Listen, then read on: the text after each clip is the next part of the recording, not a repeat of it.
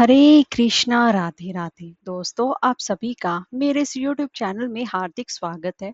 दोस्तों, विशाख का पावन पवित्र महीना चल रहा है। अगर आप विशाख मास में हर रोज स्नान ना कर सके तो विशाख मास के शुक्ल पक्ष की एकादशी से लेकर शुक्ल पक्ष की पूर्णिमा तक आप बुद्ध पूर्णिमा तक स्नान कर सकते हैं। इन 5 दिनों के स्नान से भी व्यक्ति के पापों का क्षय होता है और पुण्य की बढ़ोतरी होती है और आप विशाख मास के पूर्ण स्नान के फल की प्राप्ति भी कर सकती हैं। अगर आपके पास हर रोज समय इतना नहीं होता तो आप इन 5 दिनों में भी सुबह ब्रह्म मुहूर्त में उठकर अगर किसी तीर्थ पर नहीं जा सकते तो घर पर ही गंगा जल मिले युक्त पानी से स्नान करके आप इन तीर्थों के स्नान का फल की प्राप्ति कर सकती हैं। तो दोस्तों, अब मैं आपको विशाख मास महात्म का 18वां अध्याय श्रवण करवा रही हूँ। इसके पहले के 17 अध्याय मेरे चैनल पर अपलोड है, वहां पर जाके श्रवण कर सकती हैं। तो चलिए आज की कथा प्रारंभ करते हैं। ब्रह्मा जी ने कहा कि हे यम, इसमें आश्चर्य की क्या बात है? क्यों दुखी होते हो? सद्गुणों से ईर्ष्या करना तो मरण तक होता है। भगवान गोविंद को भाव से एक बार भी प्रणाम कर लिया जाए तो वह भी 100 अश्वमेघ यज्ञों के अभृत स्नान के समान होता है। और इस जो यज्ञ करने वाला तो पुण्य इस संसार में जन्म लेता है, परंतु भगवान को किया हुआ प्रणाम पुनर्जन्म का हेतु नहीं बनता, मुक्ति की प्राप्ति करा ही देता है।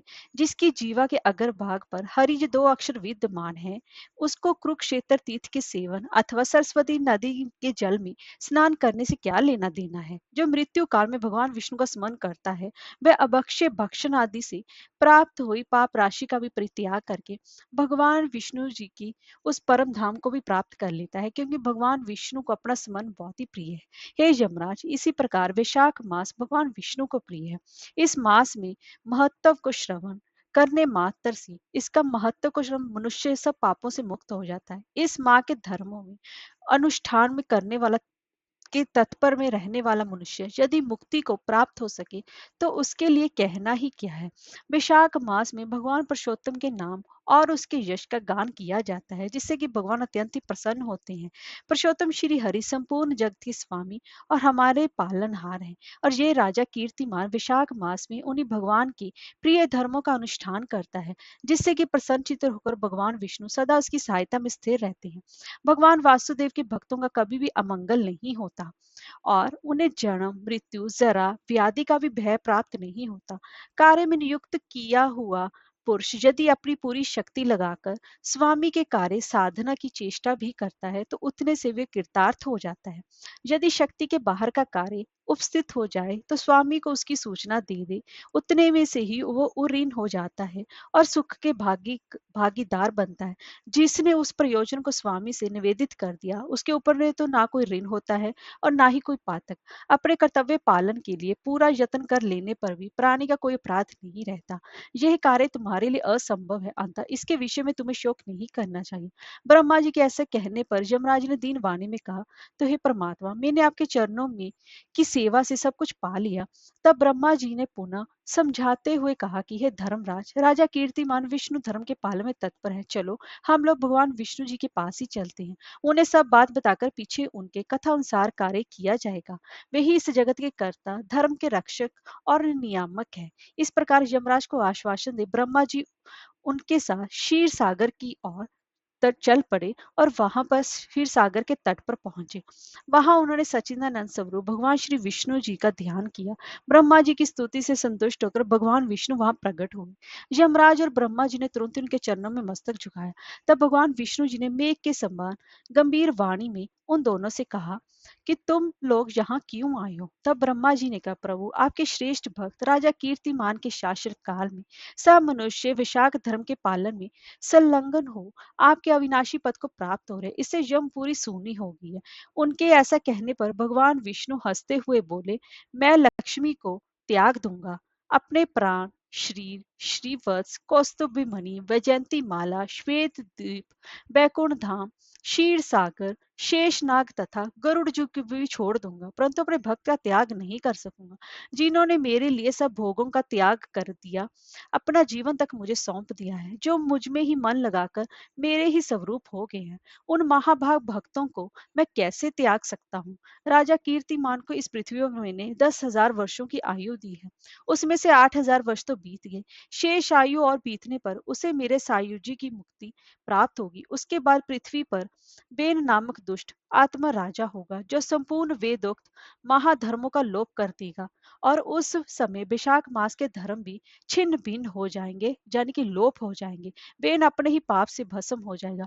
तत्पश्चात मैं पृथु होकर पुनः सब धर्मों का प्रचार करूंगा। उस समय लोगों में विशाख मास के धर्म को भी प्रसिद्ध करूंगा। सहस्त्रों मनुष्यों में कोई एक ऐसा होता है जो कि मुझ में ही अपने मन प्राण अर्पित करके अपना सर्वस्व मुझे समर्पित कर दे और मेरा भक्त हो जाए। जो ऐसा होता है वही मेरे धर्म का प्रचार करता है। इस वैशाख मास में मैं विशाख धर्म में तत्पर रहने वाला महात्मा पुरुषों तथा राज्य के द्वारा समय अनुसार तुम्हारे लिए भाग दिलाऊंगा। लोक में जो कोई भी विशाख मास का व्रत करेंगे वह तुम्हें भाग देने वाले होंगे। उनके विशाख मास में बताए हुए महाधर्म की पालन में तुम कभी विघ्न उपस्थित मत करना। यमराज के इस प्रकार का आश्वासन देख भगवान विष्णु वहीं अंतर ध्यान हो गए। ब्रह्मा जी भी अपने सेवकों के साथ सत्य लोक को चले गए। उनके बाद यमराज भी अपनी पुरी को पधारे और विशाख मास की पूर्णिमा को पहले धर्मराज के उद्देश्य से जल से भरा हुआ घड़ा, दही और अन्न का दान करना चाहिए। उसके बाद पितरों, गुरुओं और भगवान विष्णु के उद्देश्य से शीतल जल, दही, अन्न, पान, दक्षिणा, फल के साथ कांसे के पात्र में रखकर ब्राह्मण को देना चाहिए। भगवान विष्णु जी की दिव्य प्रतिमा विशाख मास की महत्तम कथा सुनाने वाले दिन ब्राह्मण को देनी चाहिए। उस धर्म वक्ता ब्राह्मण को अपने धन से भी पूजित करना चाहिए। राजा कीर्तिमान ने सब कुछ उसी प्रकार किया। उन्होंने पृथ्वी पर मनवांछित भोग भोग कर शेष आयु पूर्ण होने के पश्चात पौत्र पौत्र आदि के साथ श्री विष्णु भगवान धाम को प्रस्थान किया। फिर वेन नाम का महानीच राजा हुआ। उसने सब धर्म तथा विशाख धर्मों को लोप कर दिया। इसके बाद सब प्राणी इन धर्मों को करना भूल गए। इसी कारण विशाख मास धर्म बहुत प्रसिद्ध नहीं रहा।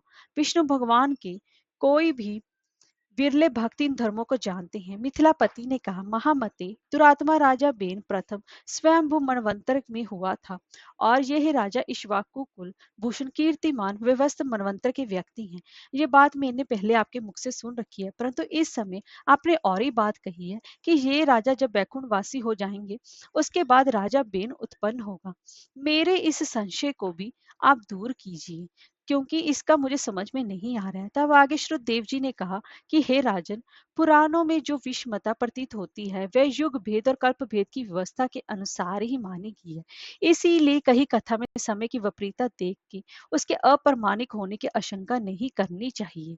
इसीलिए सभी को इस विशाख मास में सूर्योदय से पूर्व स्नान करना चाहिए और अपनी समर्था के हिसाब से दान पुण्य अवश्य ही करना चाहिए। और विशाख मास की पूर्णिमा को यमराज के निमित्त दान पुण्य करने के बाद ही ब्राह्मण को दान देना चाहिए, तभी भगवान विष्णु जी की कृपा की प्राप्ति होती है। हरे कृष्णा, राधे राधे।